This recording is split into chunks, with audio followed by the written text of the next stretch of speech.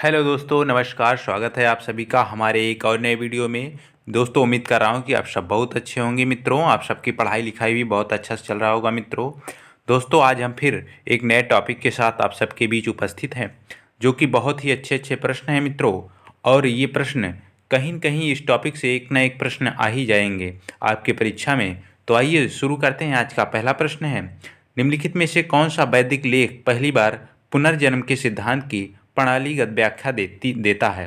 Option A है छंदोगय उपनिषद, option B है Mundakopanishad, option C है शतपथ ब्राह्मण, ऑप्शन डी है बृहन्नायक उपनिषद। तो इसमें ऑप्शन ए सही हो जाएगा मित्रों।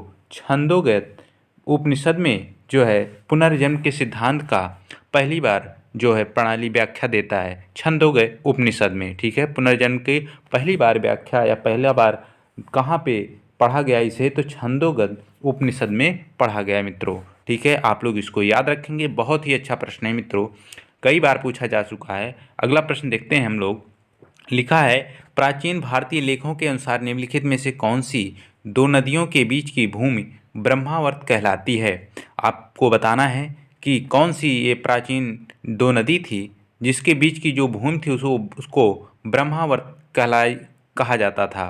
तो ऑप्शन ए है सरस्वती नदी और दृश्यवती नदी, ऑप्शन बी है सरस्वती नदी और सरयू नदी, ऑप्शन सी है सुतुद्र नदी और बिपाशा नदी, और ऑप्शन डी है गंगा नदी और यमुना नदी। तो ऑप्शन ए सही हो जाएगा इसमें मित्रों। सरस्वती नदी और दृश्यवती नदी जो पंजाब के बीच में है मित्रों, उसी के बीच की जो भूमि होती थी उसी को हम ब्रह्मावर्त कहते थे। ठीक है, आप लोग इसको याद रखेंगे। कहाँ है ये? पंजाब के बीच में ये भूमि पड़ती है। अगला प्रश्न देखते हैं हम लोग। लिखा है, तमसो माँ ज्योतिर्मार्गम या हमें अंधकार से प्रकाश की ओर ले चलो या निम्नलिखित में से किस उपनिषद में से आता है? आपको बताना है। ऑप्शन ए है छंदोगय, ऑप्शन बी है मांडुक्य उपनिषद, ऑप्शन डी है मुंडक उपनिषद, की ऑप्शन डी है बृहन्नायक उपनिषद। तो इसमें ऑप्शन डी सही हो जाएगा मित्रों। बृहन्नायक उपनिषद में हमें ये तमसोमा ज्योतिर्मार्गम शब्द जो है की अनुभूत होती है। यहाँ मिलता है तमसोमा ज्योतिर्मार्गम, और जिसका अर्थ है कि अंधकार से हमें प्रकाश की ओर ले चलो। तो इसका यही अर्थ होता है मित्रों तमसोमा ज्योतिर्मार्गम का। और ये कहाँ मिलता है? बृहन्नायक उपनिषद में मिलता है। ऑप्शन डी हमारा इसमें सही हो जाएगा। आप लोग इसको यह भी याद रखेंगे। अगला प्रश्न देखते हैं हम लोग। लिखा है, एक पुनर्विवाहित स्त्री के लिए प्रयुक्त पुनर्भू शब्द सर्वप्रथम किस ग्रंथ में दिखता है? तो ऑप्शन ए है ऋग्वेद में, ऑप्शन बी है अथर्ववेद में, ऑप्शन सी है बौधायन धर्मसूत्र में, ऑप्शन डी है वशिष्ठ धर्मसूत्र में। तो ऑप्शन जो इसमें पुनर्भू शब्द का सर्वप्रथम प्रयोग किया गया था मित्रों, वो अथर्ववेद में किया गया था। इसमें ऑप्शन बी सही हो जाएगा। सबसे पहले जो है पुनर्भू शब्द का जो है इस पुनर्विवाहित स्त्री के लिए पुनर्भू शब्द जो मिला वो अथर्ववेद में मिला। आप लोग इसको भी याद रखेंगे। अगला प्रश्न है, लिखा है, किस ग्रंथ में अवतारवाद की चर्चा है? आपको यहाँ बताना है अवतारवाद की चर्चा किस ग्रंथ में है।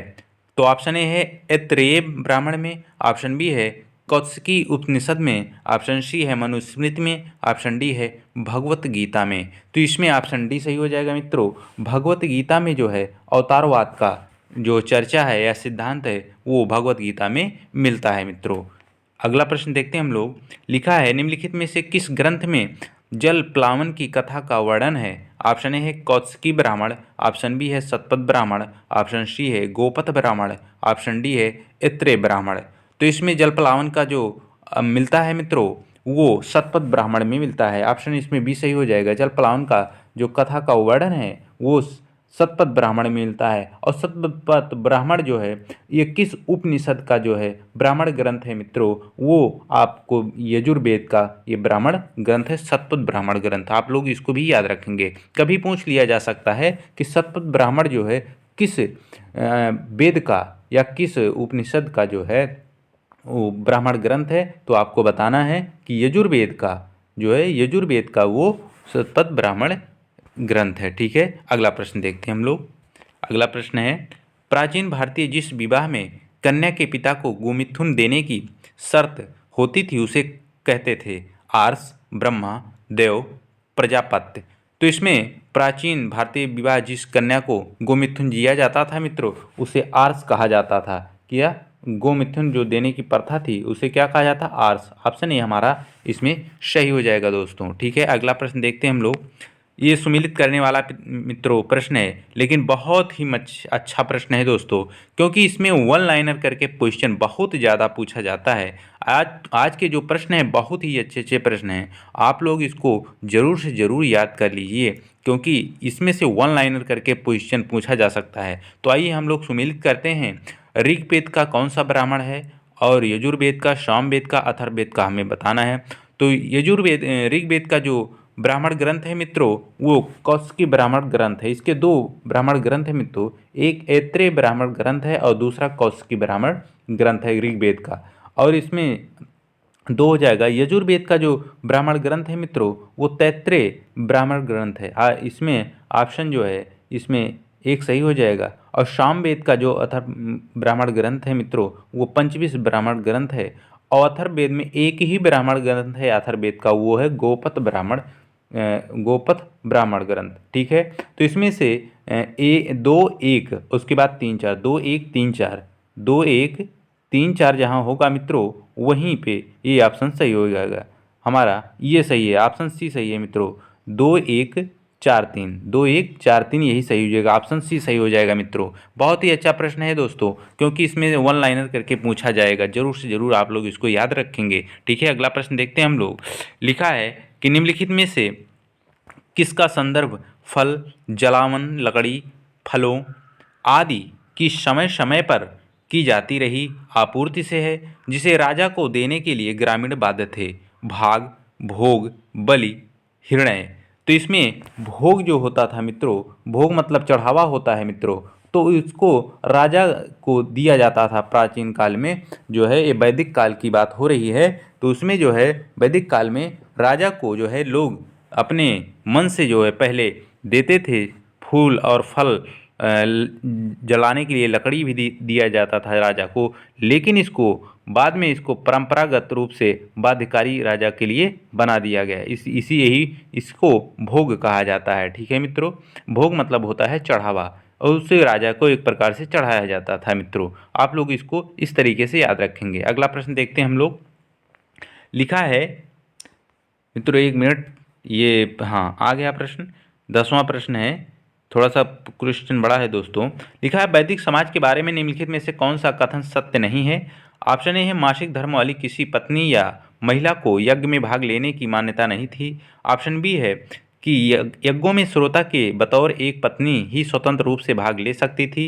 ऑप्शन सी है कुछ ग्रंथों के अनुसार यज्ञों में पत्नी की अनुपस्थिति में उसके स्थान पर सोने या घास का कोई पुतला प्रयुक्त किया जा सकता था। और ऑप्शन डी है केवल विवाहित व्यक्ति ही अपनी वैध पत्नी के साथ किसी यज्ञ में यजमान बन सकता था। तो इसमें वैदिकोत्तर मतलब वैदिकोत्तर समाज में जो कथन सत्य नहीं है मित्रों, वो ऑप्शन बी है सही है, क्योंकि यज्ञों में श्रोता के तौर पर एक ही पत्नी यहाँ दिया है, स्वतंत्र रूप से भाग ले सकती थी, ऐसा कहीं नहीं लिखा है मित्रों। क्योंकि वैदिक युग में जो है बहुपत्नी प्रथा का प्रचलन था मित्रों, क्योंकि बहुत सारी एक एक राजा की बहुत सारी पत्नियां होती थी, इसलिए एक पत्नी कोई जो है बाध्यता नहीं थी। ऑप्शन हमारा इसमें बी सही हो जाएगा दोस्तों। ठीक है, अगला प्रश्न देखते हैं हम लोग। लिखा है निम्नलिखित में से कौन सा ग्रंथ पुरुषमेघ यज्ञ के समय बलि पीड़ितों की सूची में शिल्प और व्यवसायों की एक लंबी तालिका प्रस्तुत करता है? तो ऑप्शन ए है वाजसनेयी संहिता, ऑप्शन बी है अथर्ववेद, ऑप्शन सी है शतपथ ब्राह्मण, ऑप्शन डी है तैत्तिरीय अरण्यक। तो इसमें ऑप्शन ए सही हो जाएगा मित्रों। वाजसनेयी संहिता जो है वही इसी में जो है पुरुषमेघ यज्ञ के बल पीड़ितों की सूची जो शिल्प और व्यवसायों की एक लंबी तालिका प्रस्तुत करता है, वो है वाजसनेयी संहिता है मित्रों। आप लोग इसको याद रखेंगे। अगला प्रश्न देखते हैं, किस सम्मेलन को नरिस्ता कहा जाता था, जिसका अर्थ एक ऐसा संकल्प है जिसे तोड़ा नहीं जा सकता था? ऑप्शन ए है विधाता, ऑप्शन बी है गण, ऑप्शन सी है समिति, ऑप्शन डी है सभा। तो सभा को मित्रों तोड़ा नहीं जाता था, इसकी बातों को काटा भी नहीं जाता था। इसमें जो है बड़े बड़े लोग होते थे और ये वरिष्ठ लोग होते थे, इसको सभा बोलते थे। ठीक है, और इसको सभा को क्या कहा जाता था? नरिस्ता कहा जाता था मित्रों। आप लोग इसको भी याद रखेंगे, कभी पूछ लिया जा सकता है कि सभा को क्या कहा जाता था, तो वैदिक काल में तो नरिस्ता सभा को कहा जाता था मित्रों। ठीक है, ऑप्शन डी सही हो जाएगा इसमें। अगला प्रश्न देखते हैं हम लोग। लिखा है निम्नलिखित में से वैदिक युग में कौन सम्मिलित नहीं है? संहिताएं, स्मृतियां, अर्ण्यक, उपनिषद। तो इसमें मित्रों अर्ण्यक जो है वो वैदिक जो है साहित्य में सम्मिलित नहीं है। ऑप्शन सी सही हो जाएगा इसमें। ठीक है, अगला प्रश्न देखते हैं हम लोग। लिखा है निम्नलिखित में से कौन वेदांग का हिस्सा नहीं है? मित्रों वेदांग मतलब वेदों के 6 अंग बताए गए हैं मित्रों। तो इसमें वेदांग के जो हिस्सा नहीं है मित्रों वो आगम नहीं है, बाकी ज्योतिष, कल्प और निरुक्त जो है वो वेदांग के हिस्से हैं। और छंद, व्याकरण ये सब जो है वेद के अंग है मित्रों। आप लोग इसको भी याद रखेंगे। छंद, व्याकरण, ज्योतिष, कल्प, निरुक्त ये सब क्या है? ये वेद के 6 अंग हैं मित्रों। आप लोग इसको भी याद रखेंगे। अगला प्रश्न है, लिखा है वैदिक काल में कोई नियमित भूमि कर नहीं था क्योंकि? ऑप्शन ए है लोग एक स्थान पर अस्थायी रूप से नहीं बसे थे। ऑप्शन बी है सरकार इस संबंध में अनभिज्ञ थी। ऑप्शन सी है राजा को भूमि का मालिक नहीं समझा जाता था। ऑप्शन डी है लोग भूमि कर देने के आदि नहीं थे। तो वैदिक काल में कोई जो नियत भूमि नहीं थी मित्रों वो इसलिए नहीं थी क्योंकि राजा को भूमि का मालिक उस समय नहीं समझा जाता था। ऑप्शन हमारा इसमें सी सही हो जाएगा। बहुत ही अच्छा प्रश्न है मित्रों। अगला प्रश्न है देखते हैं, ये भी बहुत अच्छा प्रश्न है मित्रों, सुमेलित करने वाला प्रश्न है। आइए हम लोग सुमेलित करते हैं। अभी हम लोगों ने पढ़ा है और इसमें जो है थोड़ा सा डिफरेंट ये क्वेश्चन है मित्रों, लेकिन थोड़ा सा ही है, ज़्यादा नहीं है। अभी मैंने वहाँ बताया कि ऋग्वेद का 2 ब्राह्मण है, एक कौशिकी एक ऐत्रेय ब्राह्मण। तो इसमें ऋग्वेद का जो ब्राह्मण हो जाएगा, ब्राह्मण ग्रंथ है मित्रों, वो ऐत्रेय ब्राह्मण ग्रंथ है। और सामवेद का भी हमने बताया था मित्रों, वो पंचविश सामवेद वेद का जो है ये ब्राह्मण ग्रंथ है। यजुर्वेद का जो है मित्रों वो शतपथ ब्राह्मण ग्रंथ है। शतपथ ब्राह्मण ग्रंथ किसका है? और यजुर्वेद का। वहाँ हम लोग पिछले क्वेश्चन में यजुर्वेद का जो पढ़े थे वो तैत्तिरीय ब्राह्मण ग्रंथ था यजुर्वेद का, और शतपथ ब्राह्मण ग्रंथ भी यजुर्वेद का है मित्रों। इसको भी आप लोग याद रखेंगे। ठीक है, अथर्ववेद का एक ही ब्राह्मण ग्रंथ है मित्रों, वो है गोपथ ब्राह्मण ग्रंथ। तो इसलिए हम लोग मिला लेंगे। तो पहले का ए का हो जाएगा 3, उसके बाद 4, उसके बाद हो जाएगा 2, फिर उसके बाद हो जाएगा 1। तो 4 3 2 1, 4 3 कहाँ है मित्रों? 4 3 नहीं मित्रों, 3 4, 3 4 2 1 होगा। इसमें ऑप्शन सी सही हो जाएगा मित्रों। ठीक है, ऑप्शन सी सही हो जाएगा इसमें। तो इसमें ऑप्शन सी सही हो जाएगा मित्रों। ठीक है, आप लोग इसको याद रखेंगे। अगला प्रश्न देखते हैं हम लोग। लिखा है इसमें अगला प्रश्न, बहुत ही अच्छा प्रश्न है मित्रों। आइए देखते हैं, ऋग्वेद में किस नदी को अमृतमे, नदीतमे और वेदितमे कहा गया है? तो ऑप्शन ए है सिंध, और ऑप्शन बी है विशेषता, ऑप्शन सी है परुष्णी, ऑप्शन डी है सरस्वती।